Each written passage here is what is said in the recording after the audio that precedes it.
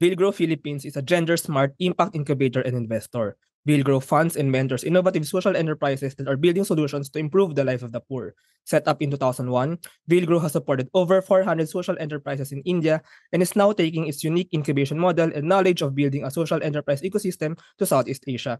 Priya Thachadi is co-founder and CEO at Villgro Philippines. So hello, Priya. We're very happy and we're very honored to have you here at Startup Podcast.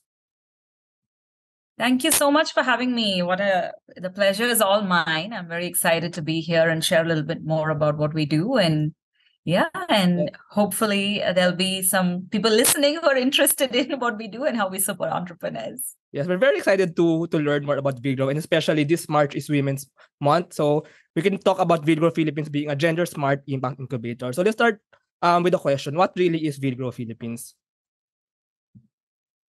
Yeah, so Villgro Philippines, we are, as you said, a gender smart impact incubator. And what that really means is that we are really in the business of helping entrepreneurs succeed. And our focus is really to support entrepreneurs who are building enterprises or building businesses that have a direct social or a climate impact. So we work, we apply that lens of, and we're really looking for those entrepreneurs who are daring to dream to solve these huge issues that we have today. Of course, over the last sort of 3 years, we've very actively taken a gender smart approach. We apply a gender lens, throughout our work, and I'll talk more about what that means. But yes, I came here to the Philippines about 6 years ago to set up Villgro, and we kind of got started in 2019, and it's been a phenomenal journey so far. And I'm really a believer that, entrepreneurship and market-driven models can really be a catalyst to solve social problems. And so we do our best to find those entrepreneurs who have that vision, and we do our best to support them and help them succeed. Yeah, I think Villgro Philippines is really has a bold mission, like really like driving impact. I mean, social entrepreneurship, social impact, and helping social enterprises. I think it's a bold mission. I think it's a very brave advocacy as well. But Villgro started in India and then now building Villgro Philippines. So can we just know about maybe there are like similarities or maybe differences between India and the Philippines? I mean, why take the model that was built previously back in 2001 in India to Southeast Asia and the Philippines? Yeah, great question. And, I always get asked to compare India and the Philippines. But let me start maybe a little bit with Villgro's journey itself. So, of course, Villgro was founded by a gentleman called Paul Basil way back in 2001, when, all of these terms, honestly, the startup ecosystem or even social enterprise and all of these were like very, very new, probably not yet in the consciousness of most people. So Villgro kind of really started out at the start of all of this kind of taking off in India itself, which has really been the hotbed for Asia, for entrepreneurship in general, and especially for social entrepreneurship. So we were very fortunate to be part of that journey. We were one of the first incubators that are focused on impact in India. We were one of the very first, impact investors who were giving funding to entrepreneurs, building social enterprises. And we learned a lot in that journey, and we evolved a lot as well, because we also made a lot of mistakes and learned from, mistakes of those who we supported. But the vision and the mission, hasn't really changed since then. It really is to help build successful impactful businesses and backing entrepreneurs who are really daring to go out there and say, okay, we can now address, these very, very big social issues through building a business model. And that was really not the norm. Traditionally, we think that social issues or climate issues, it's only people with, either the government needs to solve it, or it's really for, the economy to grow, or maybe for nonprofits or only NGOs to kind of solve. But I think this whole field of impact investing in social entrepreneurship has shown that actually market-based models is a good, complementary kind of way to solve these problems. And we all need to be involved in solving these problems. And that's really the genesis of Villgro.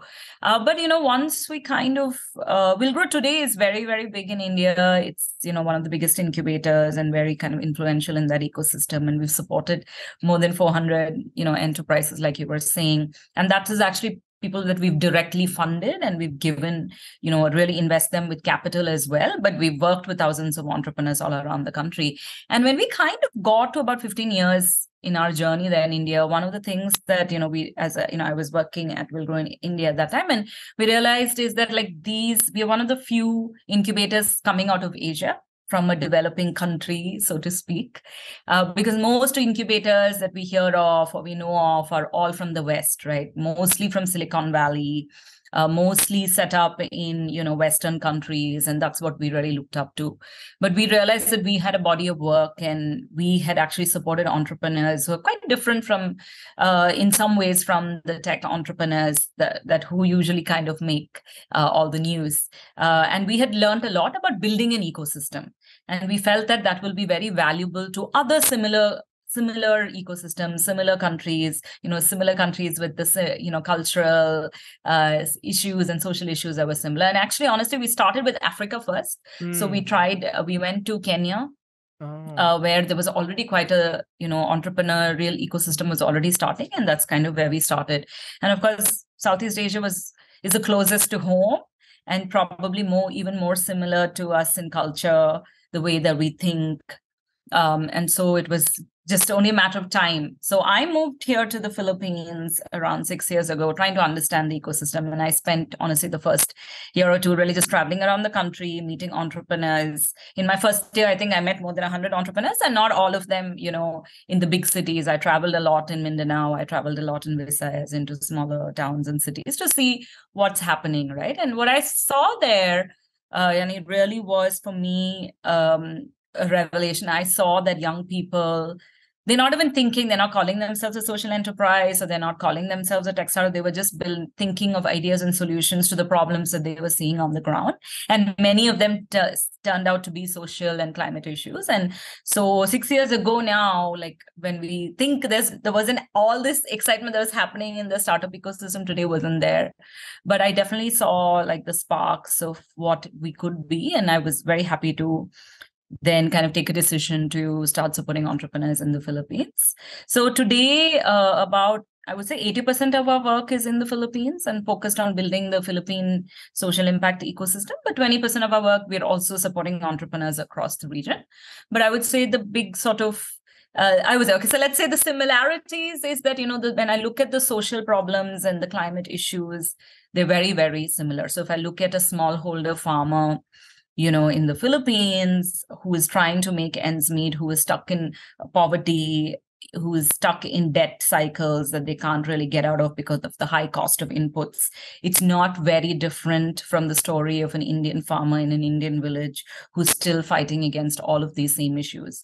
So early recognition was that, number one, a lot of the similar solutions that people are already trying in India could also kind of work here. So when I look at entrepreneurs here and see a lot of the solutions, we've actually already seen, other entrepreneurs in India, for example, try this. Maybe they failed, maybe they succeeded. So I can see definitely, a lot of the same problems that need to be solved. And culturally, socially, the kind of barriers that we have, right? For a young Indian, at least a few years ago, if you have to tell the family that you have to become an entrepreneur, that's quite a challenge, right? Because all Asian parents want their kids to either get a stable job, a corporate job, a government job that, can help maybe send your siblings to college or help with, your sister's marriage or whatever it is. So culturally, again, a lot of similarities. But I think the big difference in terms of, the kind of non-similarities was, I think in India, we definitely had a head start on developing the startup ecosystem and even social enterprise ecosystem. And when I came to the Philippines and, even traveled around Southeast Asia, I felt that it was definitely a younger, more nascent ecosystem. And a lot of the learnings that we had in India would be relevant in building the ecosystem, in really supporting entrepreneurs, to helping models really scale up. And that's, for me, the primary difference. So the Indian ecosystem today is far more mature. If you're an entrepreneur in any part, right, not just in the big cities, it's still acceptable to start a business. You can, maybe find local angels, or you'll find every state in India has a startup fund. You could possibly apply for it. And you're seeing entrepreneurs from all types of backgrounds. I think in the Philippines, we're still very young. I don't think the pool of entrepreneurs that you see mostly who are most visible are not as diverse yet, because we're still in the early days. So a lot of work to be done here, and we are very excited to be part of this ecosystem to try to help build a very inclusive ecosystem in the Philippines. Yeah, thank you for that, for those sharings, Priya. But I think you've mentioned impact entrepreneurship. I think it's a very interesting word. So can you just dissect it a little bit? Because I think it's like social impact and like entrepreneurship and market based models, like combining them together. Because it's true what you said, like some Filipinos and maybe some Indians, they want to be entrepreneur like for themselves, to have to earn money for their family, for raising children, for their brothers, for to spend for education. But now we have impact. So like using this tool, using entrepreneurship to provide impact. So what really is this combined? What really is like impact entrepreneurship? Yeah. Fantastic question. And, this is also, and I'm so happy that you asked about the mindset, right? So, first of all, I would say that making money is not a bad thing. Building profitable companies is not a bad thing. The power of entrepreneurship is that, and, I believe this personally, and, through the work of Villgro in India and now what we've been doing here in the Philippines, I've seen this, is that it is not at odds with creating social impact. And I think that is fundamentally something that we can acknowledge. It's more difficult, maybe in some ways, in building social impact companies, because you have to balance both. So if I were to explain it, in simple terms, is that social enterprise or an impact enterprise is nothing but any other business. But the business has two goals, and both goals are equally important. One is, of course, to be profitable, to grow. That still stays the same. But on the other side, and equal on the other side of the coin, and you need to have both sides, right? But equally important and core to the mission of the company is to solve a social or environmental challenge. And the solution that they're developing directly creates that impact, right? So this could be whether it could be in agriculture, it could be in affordable healthcare, it could be, in clean energy, any number of sectors. But I would say the fundamental difference is that both these goals are equally important. So you don't want to, and this is very often why it takes much longer to build a social enterprise, because you're not always, you're not taking the easiest path to make most of the money. You're also trying to see, okay, is this the most affordable product or service I can provide, right, to the beneficiaries or to the paying customers? Or am I taking all of these other issues into hand? So at the core of it, it really is blending both the business, the profit side, as well as creating impact. And it sounds way more simpler than the actual execution of it. But I think the world has seen, successful impact enterprises scale up.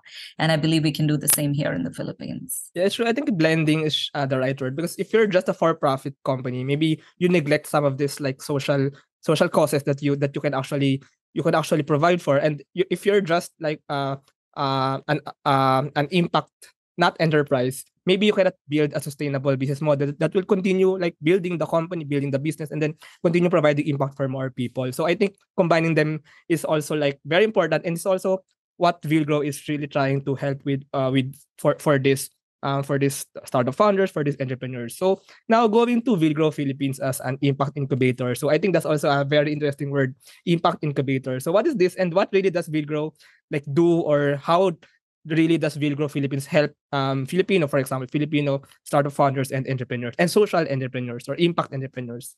Sure. Yeah. Absolutely. So, our role in the ecosystem is really to be an intermediary. And being an incubator means for us, we have one mission, and which is really to help create successful, impactful, scalable enterprises that are directly solving a social or climate issue. So impact is not a side outcome. It is a core outcome that the business is trying to solve. I think so. That's the first lens. So as an incubator, what we do is that we work with enterprises, with founders who are at the very early stages. And by early stages, I mean the earliest that we go is that sometimes we do work with idea stage companies, but most often we work with entrepreneurs who've at least worked on their solution for 6 months to a year. So, so because that's where, our support goes quite deep. So then it makes sense, for somebody who's already been operating, even if it's for a few months. So what we do is we usually, in most of our support, we do provide a small grant that the entrepreneurs can access, but very importantly we work in a very customized way. So we help provide access to sort of mentoring or mentors, and these are two types of mentors. I would say one is sort of the business mentor, a general business mentor who has ideally built a business themselves, or they've worked in that industry for a long time. So when they hear some of the challenges that the founders are facing, they're able to kind of be a sounding board, give advice that is practical, right? Not very high level, but we go very deep. And our mentors, it's not just a one-off mentoring. We work, each mentor works with the entrepreneur over many months, if not a year, to really kind of see, because what happens is that it's nice to get advice, in a conversation like this. But what happens very often for entrepreneurs is when they go out there and actually implement that advice, that's when actually a lot of problems come up. So everything sounds nice in a strategy, but when you implement, that's why we do consistent sort of continuous mentoring, where, you go out there, you face the problem as an entrepreneur, so you can come back and like dissect and just have, a sounding board. True. And then, of course, we top that up with industry mentors. So, for example, if you are working in health, and you're working, something specifically as neonatal care, or you're working, in sexual and reproductive health. So you need to kind of speak or get advice from people who understand, that specific value chain or those issues at a deep level. So I think you need two types of mentors, and that's what, so that's a big part. The other big challenge that we see and where we want to play a role is help the founders start thinking about, do you need, financing? Do you need external financing? Do you need investments?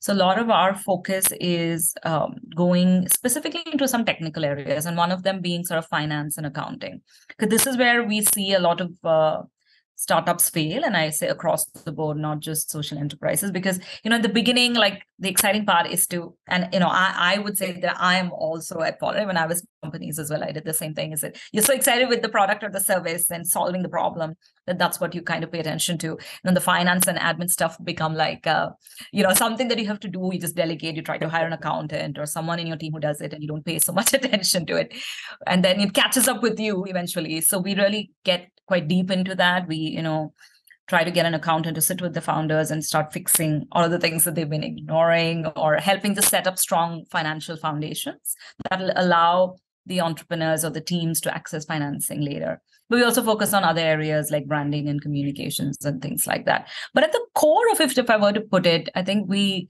main thing that we really try to do as an incubator, working with early stage companies, is to help test and validate the business models, right?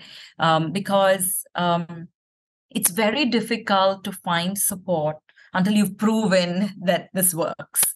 And that is often where you need a lot of support. So the incubator's role and our role as Villgro is to help the entrepreneurs. And, as entrepreneurs, you get so deep, right? Like you become like so entrenched in what you're trying to do. And sometimes it's hard to step away and like see, okay, like where am I going wrong? Or like, what's the big picture? So that's really what the role that we want to play is, that help test and validate the business models by identifying, okay, in kind of each of the elements of your business, what are the things that still need to be validated?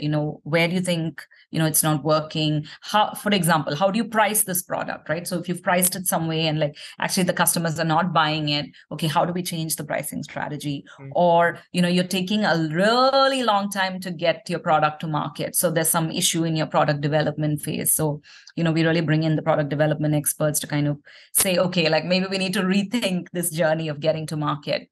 Or we help really develop very specific pilots to say, okay, we got to test this out in a real life situation with real paying customers. So we help define some of these pilots and then really just help implement and see, okay. And, as I said, going back and forth to see how we can. At the end of this kind of, journey with us, we really hope for 2 or 3 outcomes. And it really is, is this a validated business model?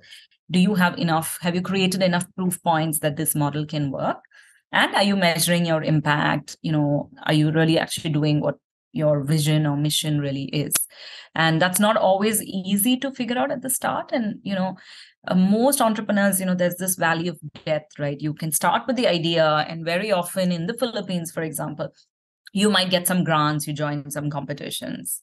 And then there's a huge gap until you can actually raise some serious money. And so what do you do in between? And this is this in-between stage where you're trying to really just prove yourself and prove that this model can scale up and you can get more customers.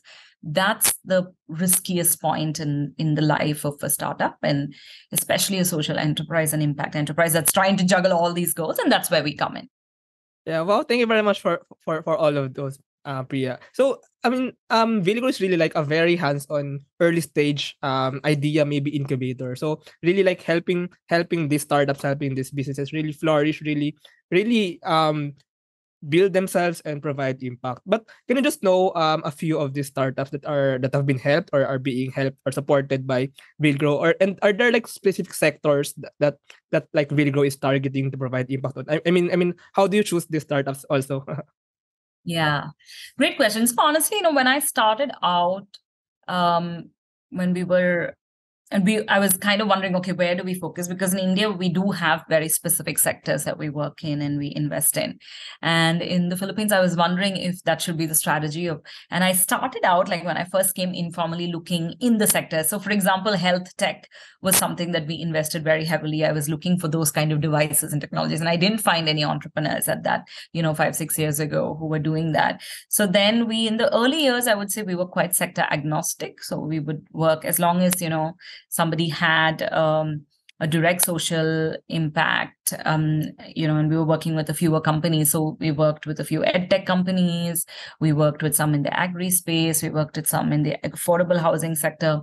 But over the last few years, we've kind of really been more streamlined. So there are predominantly a few sectors that we work in. Of course, number one, like going back to our gender smart kind of advocacy and policy, we work with women entrepreneurs or businesses that directly impact women and girls. So that's definitely one big piece of our work. But there are two other sectors that we are very focused on right now. One of them is, of course, the climate space, because all of us have to be thinking about, the climate crisis and what action we can take. So within that, there are two areas that we are focused on. One is, of course, waste and ocean plastic, because that continues to be a big issue, especially, a highly urbanizing part of the world that we are in. And the second is affordable housing. So we really believe that the way that the population is changing and how disaster prone that we are, housing is, and shelter tech specifically is an area that, that we focus on. And the last one is really health. And within health, because we have a gender lens, it's really maternal and child health. So we work a lot around sexual and reproductive health rights. We work a lot around, supporting entrepreneurs who are building or addressing sort of maternal health issues. And so we've obviously been supporting a lot of entrepreneurs around this, but of course, we're also looking at under climate regenerative agriculture, which I think is a very, very critical piece if we're going to solve the climate issue, but also addressing poverty, for example, here in the Philippines. So for example, right now, we're just to give you a couple of examples of companies that we are supporting or we have supported in the past. So right now we have about 35 companies, in our portfolio.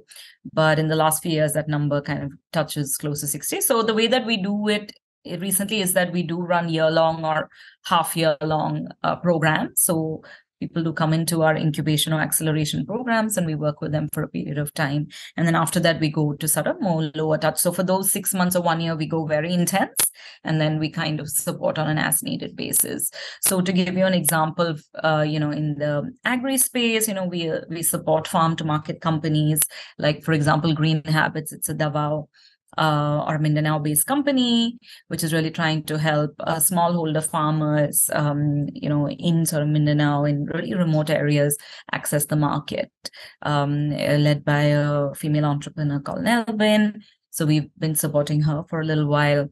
On the climate side, very recently, we've supported companies like Moss that are really trying to create alternative to plastic in the food and beverage industry. We're supporting circular companies, a women-led business like Magwai, which are creating reef-safe, beauty care products. And so it's really kind of a variety. Even in the shelter space, we've worked with Habitat for Humanity and supported companies like Billion Bricks that are building sort of larger settlements with clean energy, or Kubo Modular that are using bamboo to create, small modular homes that are more affordable. So it's, social impact can come, or climate impact can come in many forms. And so these are just a few. Of course, if anybody is interested, can check out our website to see who all. But I would say today, 80% of our portfolio are women-led businesses because of our explicit kind of focus, maybe more than 80 at this point. Because currently we do have 2 or 3 programs that are focused on supporting women-led companies. And we also have climate and health programs. So our portfolio also kind of, shapes up in those sectors. Yes. Speaking of Magwai, so we've actually already interviewed them in the podcast. Actually, in the I think last year, so at the very start of the podcast, and I really like what they're doing. Really trying to help build a more sustainable country and more sustainable world. If maybe right now there's someone listening who wants to join the Villgro community. So how can they really join the community? How can they maybe build this connection with Villgro and maybe get support? So what really is the process for anyone, for any startup to join the community? And like, I mean, what are the most important factors? Like maybe do you look at the idea, the team, the profitability, maybe? I mean, those, the impact, of course. I mean, like, can you just give like a briefer for our listeners who might be interested to join the community? So we are very excited to always welcome entrepreneurs who are addressing, social impact or climate issues. So, but here are a few things that we really look for. Number one is, of course, that's our first lens. Impact is our first lens. So does the business directly create a social or an environmental impact? Or is it solving a social or climate problem? That's our kind of first lens. But of course, there are, at the early stages, it is very early. So there are other things also that we look at, right? Number one is that does the founder or the founding team, do they really understand the problem that they're trying to solve? So have they gone deep into the problem? Is there a good understanding?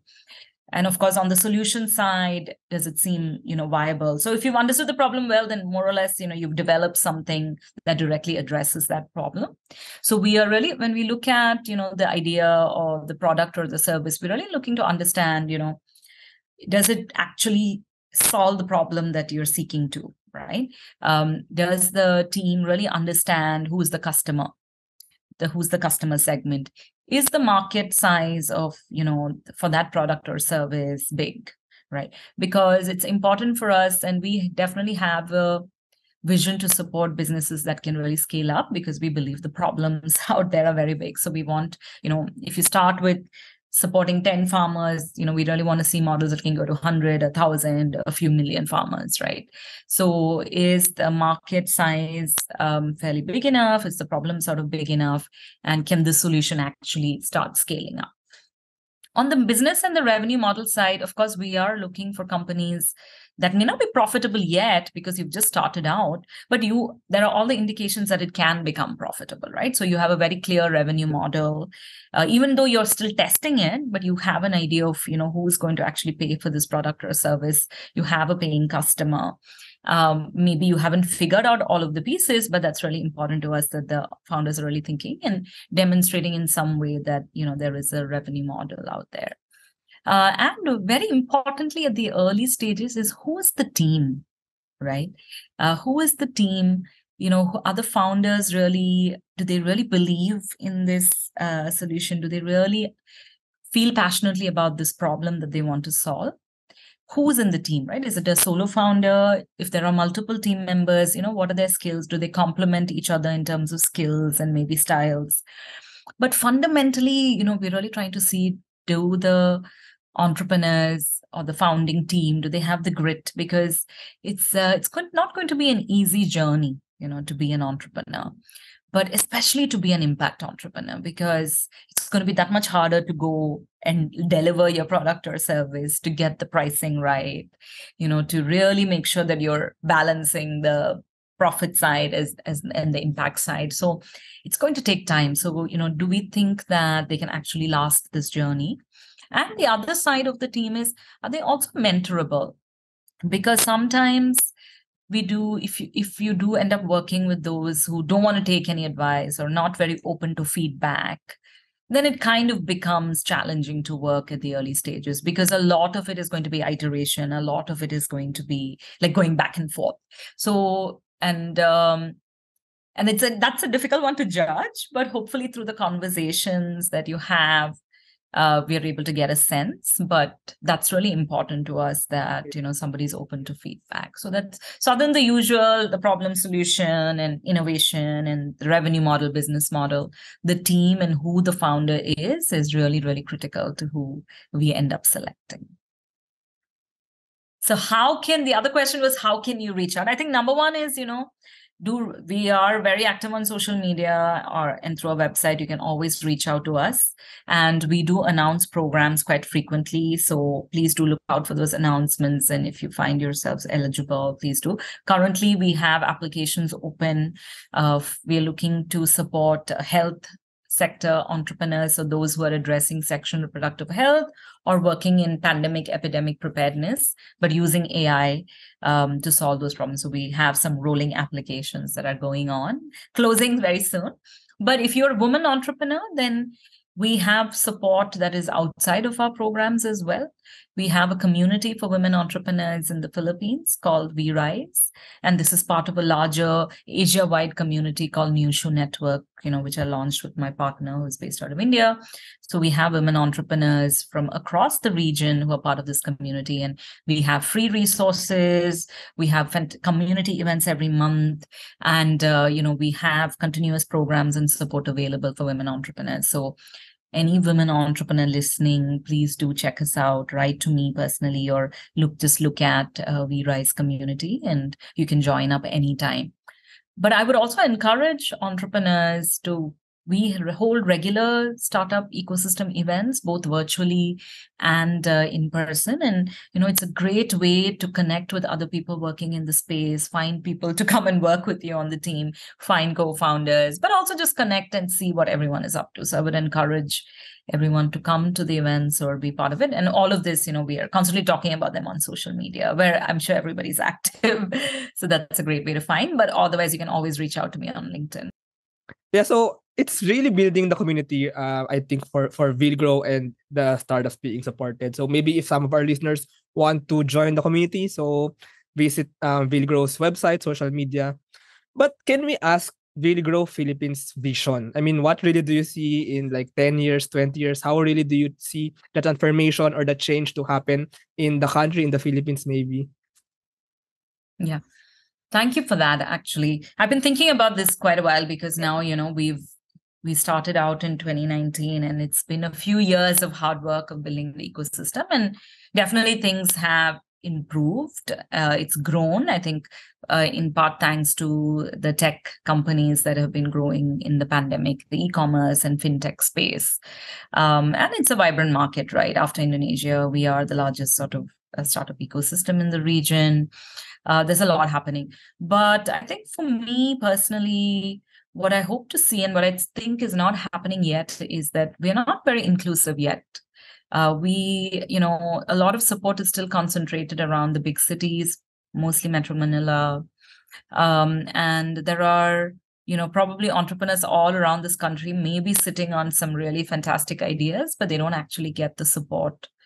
Many entrepreneurs don't come from, the networks. So inherently, this is not only the Philippines. I would say this happened in India. It happens in other ecosystems, is that startup ecosystems tend to be in certain silos. And, unless you know somebody or you have the right, last name, or you went to the right school, or you have some connections, it's quite difficult to break into this and, get access to support.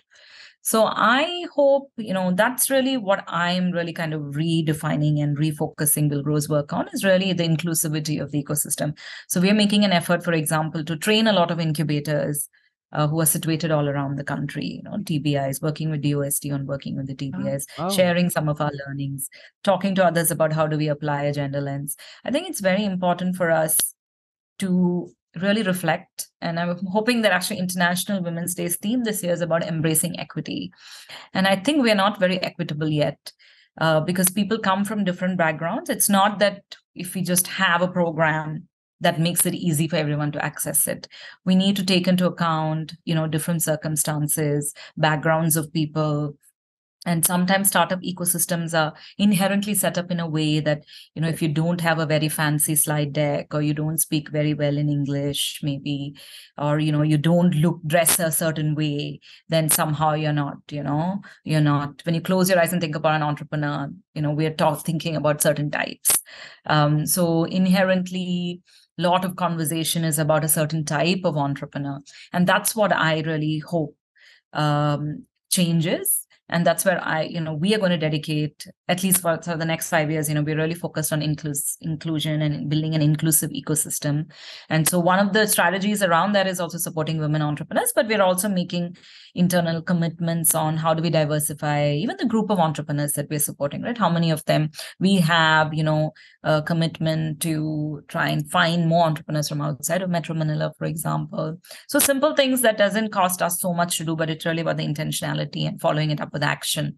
So for me, it's really about over the next 10 years, how do we make the startup ecosystem far more equal, inclusive, so that any entrepreneur from any part of the Philippines, any part of Southeast Asia for that matter, can get access to the support, the funding, and can at least have a real shot at building their business. When we get to that, maybe then we don't need to exist anymore. That would be the ideal scenario, right? That it is. But I know that won't happen because there'll always be a problem to solve. But, we really need to leapfrog from where we are today. It is inherently in small pockets, the support. So we really need to level the playing field so that everyone can take part and take an issue. Because what will happen is after a point, then many people won't consider becoming entrepreneurs because they feel so there are too many barriers to succeed. So I hope that, we can change that. And I hope more people work together. I think it's very important. Startups ecosystems again tend to be in silos. We are all focused. Everyone has limited resources and time and effort, so we end up being quite siloed. So we have to collaborate more as well.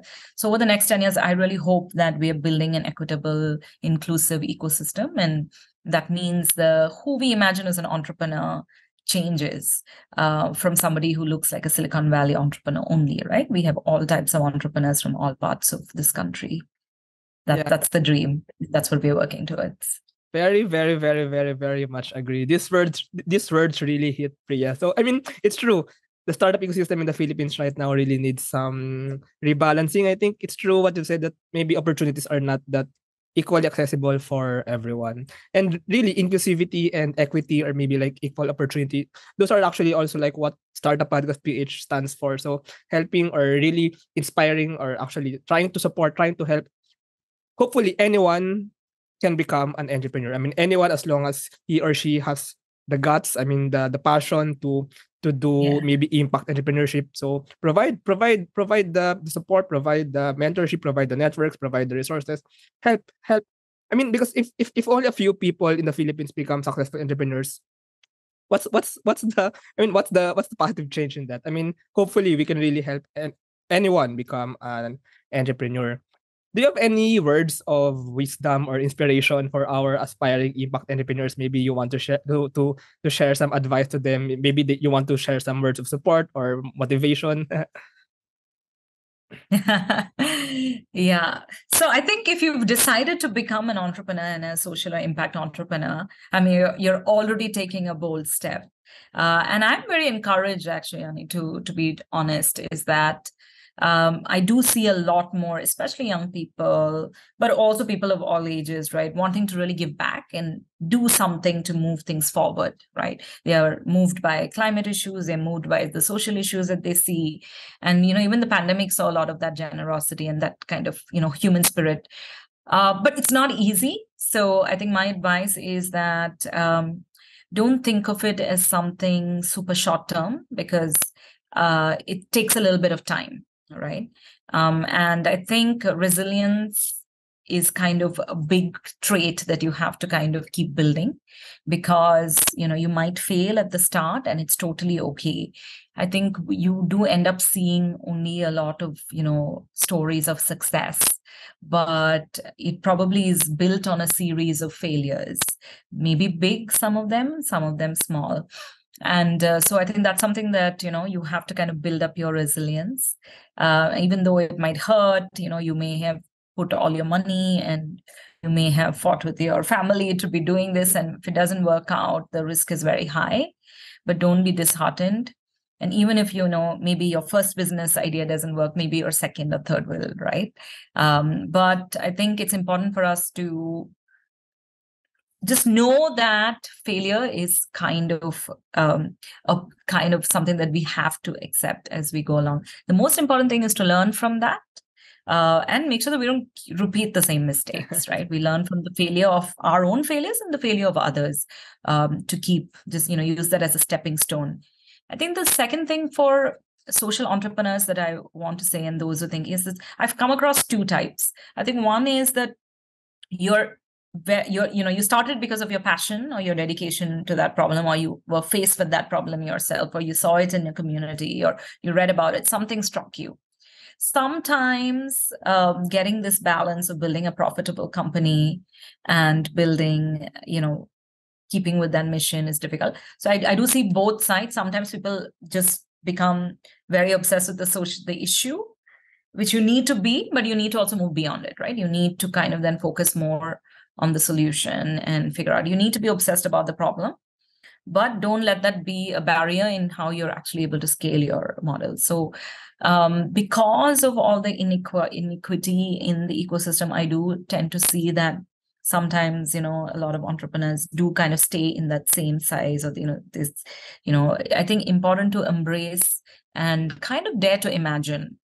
I know it's hard to do without role models, who don't look like you or who don't come from your background. But I think that imagination is required. And you need to dare to imagine, because the problems are just so huge that we are facing today, whether it's climate, whether it's poverty. And I think social entrepreneurship, impact entrepreneurship, has the ability to scale, because you're blending the business side. And so you have to pay attention to both sides, social side as well as the business side. Don't be afraid of revenue.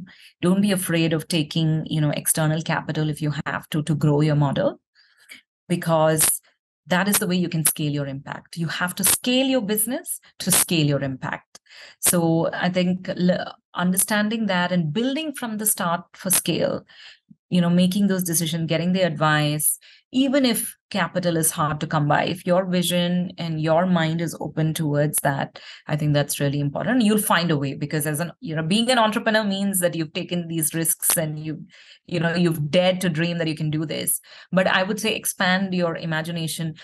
A lot of the times I see that many of these models actually already exist right elsewhere, especially in the Indian market.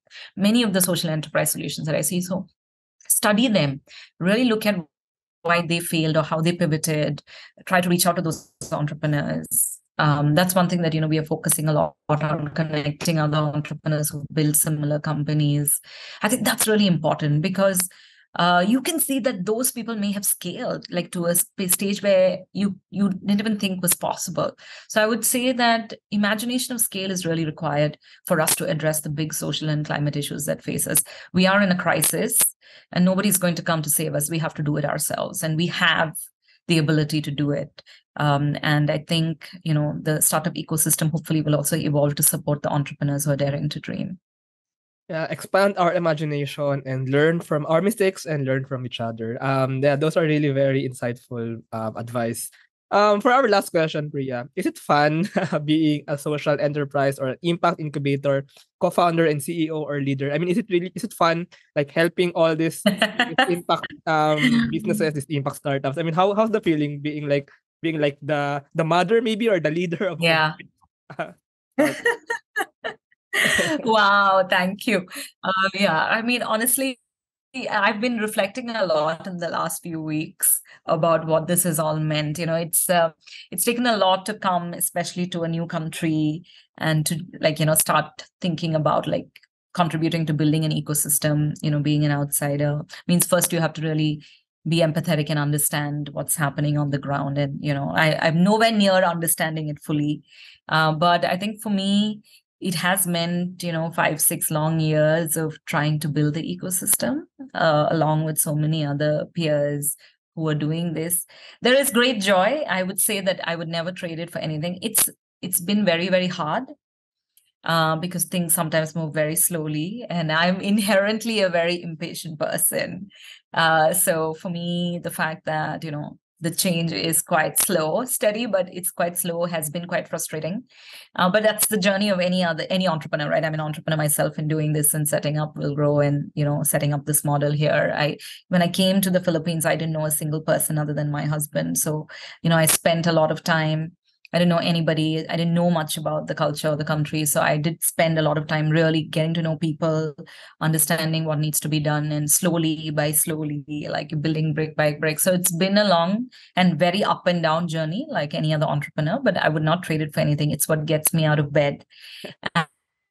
And the greatest joy really comes from seeing entrepreneurs all around this country fighting for their dream, and to be able to contribute and help in any small way, I think is really a privilege, which I won't take for granted.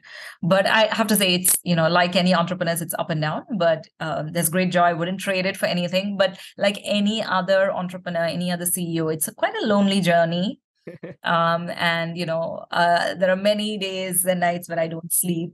Especially incubator models are not very easy to sustain and build, but there's so much work to be done. So you're always caught, and you always constantly feel like you're not doing enough. There's so much more that needs to be done. And how do you do it all? And so you have to find a balance of maybe doing a few things well. But there's I keep getting pulled into many things because there's so many pieces of this ecosystem that remains to be built. But it's a gift, and I'm very, very grateful for it.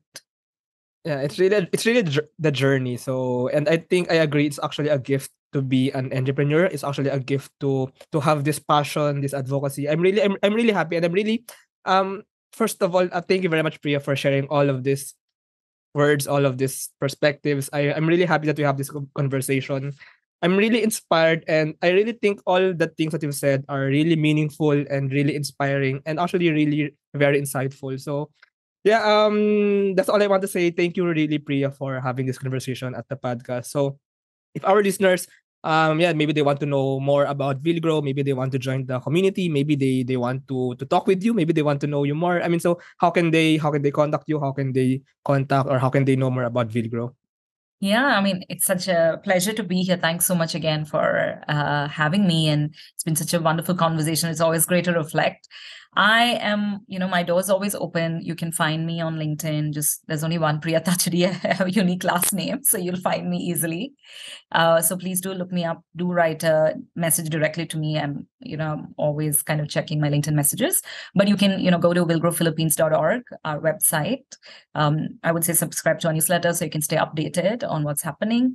For women entrepreneurs, you can join our community. WeRiseCommunity.asia is our platform. Lots of amazing resources there. But we're very active on social media. So, just do look up, and you can, reach out directly to any of our team members. We are always also hosting events. So I do welcome you to join them, whether it's online or in person. But don't hesitate to reach out. Sometimes, you do wonder and you feel awkward whether you should reach out. Always reach out and build your network. And, in whatever way we can help, Villgro Philippines will be there to support your journey. This is a very wonderful episode. Thank you so much, Priya. Thanks so much for sharing about Villgro and about your journey, actually, all your thoughts, all your perspectives. So we're very grateful to hear all of this from you. So maraming salamat, Priya, for this conversation. Thank you. Salamat. Thank you for having me.